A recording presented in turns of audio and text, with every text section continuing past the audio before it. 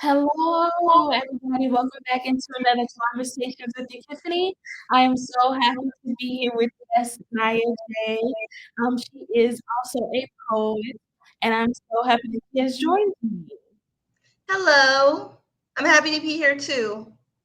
Yes, and thanks for being here. I know most people don't think that August is a romance month, but it is. Yes, Um, yes, Also time to like read romance books and you know, of if you're ever course. just you Yes. know, build upon that and things like that. So first and foremost, like I said, you're a poet. How did you get into I got into poetry when I was 17. I Around that time I was getting picked on, and then I left my old school and started writing poetry at 17. And my mom is my inspiration. I told her I wanted to be a poet, and she told me to write down my thoughts out as into poetry, as into poems of my own. that? Wow, that's beautiful. Um, Thank you. do you believe poetry is one of the most romantic art forms? Why or why not?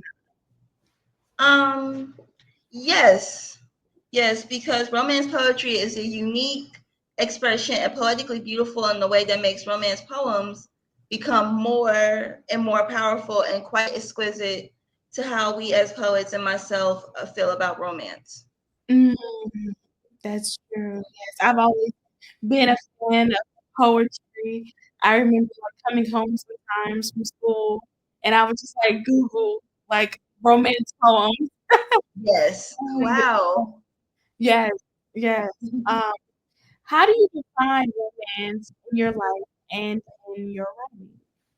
In my life, romance for me can be bittersweet due to my past relationships and my high school crushes back in the day.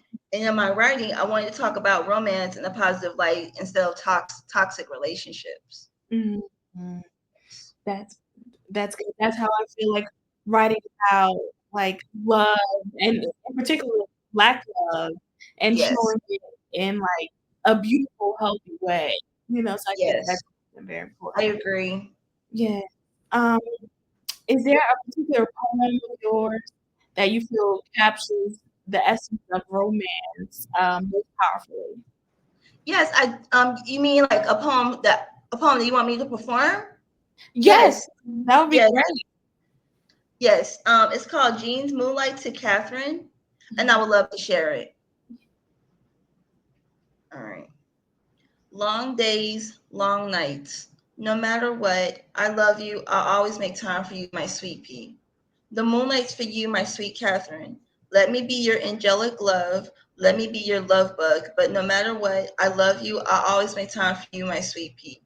Sugar time for me as you fall asleep. I don't want to wake you up. The urge to something this smooth. These ladies are sophisticated passions.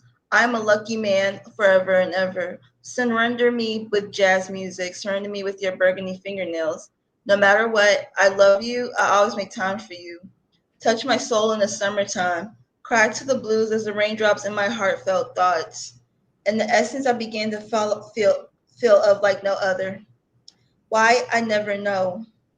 But I did know that sometimes something threw me off when the mess keeps following me. I felt helpless and guilty.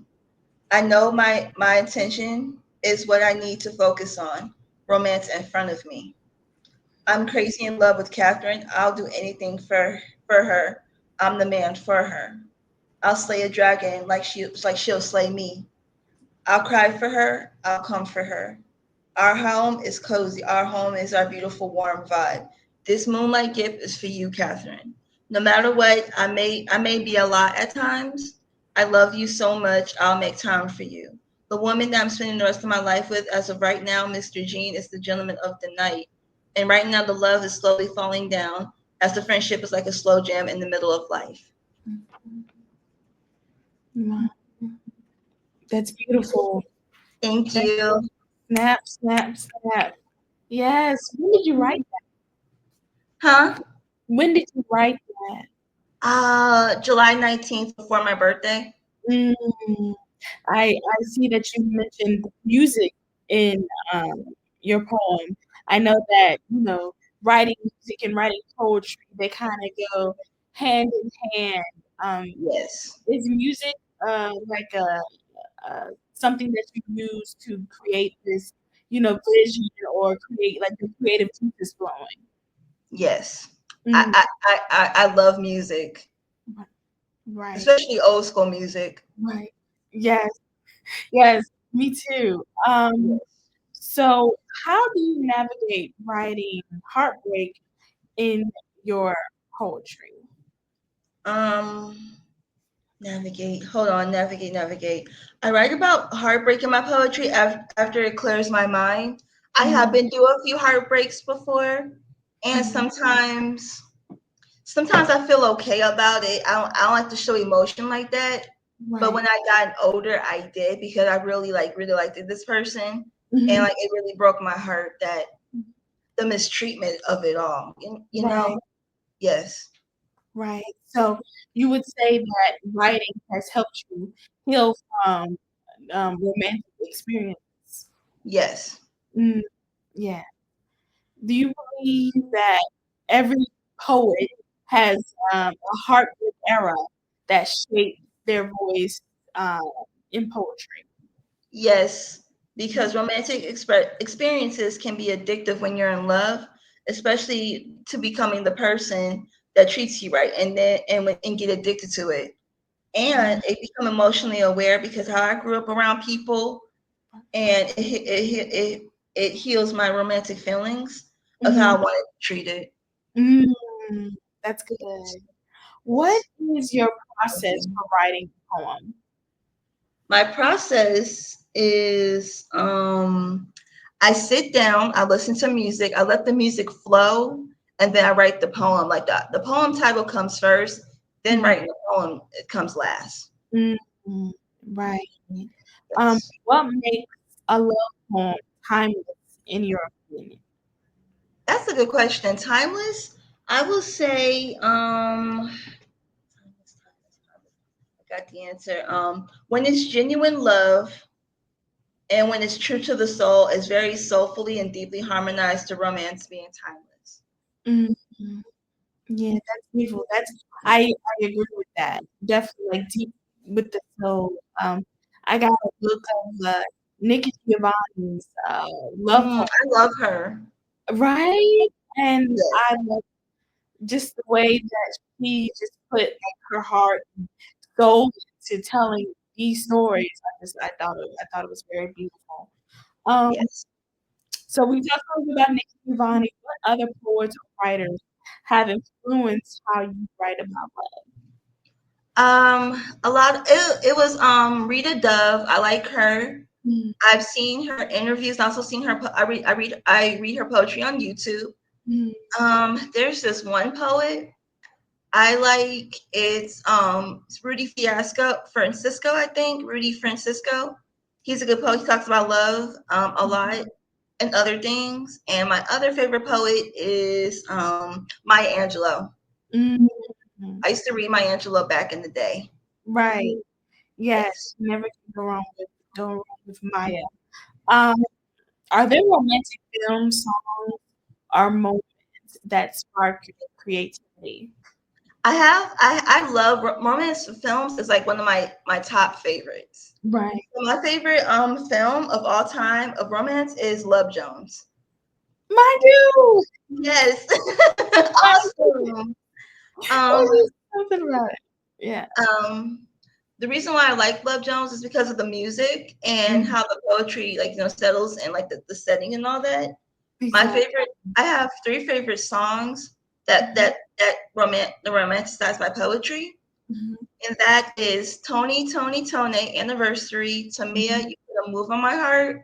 And I'm a big fan of Quincy Jones. His my favorite song by him is mhm, I'm in the Mood for Love. His remake, I'm in the Mood for Love. mhm, mhm. I like Yes. yes, yes, Mhm. yes, Love Jones is like it was so refreshing to see, just that experience of poetry and, Black love and just, this a universal type of, you know, Yes, I vibe. agree. Yes. So you can watch it. Like it's popular today. You know what I mean? Like so Yes, I think movies like that are very much so, need to be highlighted more. Um, yes, I agree. yes. Do you believe Black love is represented enough in poetry and literature? It's not. Let me just. This is just my opinion. Hmm. Only reason why I say this is because Black love in poetry and literature is very underrated. Hmm. I know it's coming back, but it's like very underrated because it's not talked about a lot. It's not talked about enough. Right. And when the popular books about romance is always something like happening in toxic relationships that Hmm. are more popular than healthy romantic relationships and writing. Right. That's Yes, true. yes. Right. Do you find it easier to write about love when you're in it or when you've lost it? When I'm in love, yes, Mm, that's yes. When important. I'm in love, yes. It's just like when my with my writing and like when I like somebody, I really like go hard. I'm a Cancer. I'm a July Cancer, and I really when I like people, I very like go all out. Right, I write a right, poem for you. I'll express my feelings towards you, and that's basically it. right. And like what you just said, like what role does vulnerability play in both romance and poetry?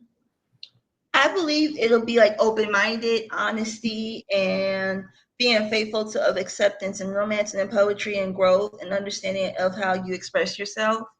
Hmm. I think that's like part of vulnerability in my writing and all that. Just being open, honest, and like committed to like what you want out of life when it comes to romance. Make it like a reality.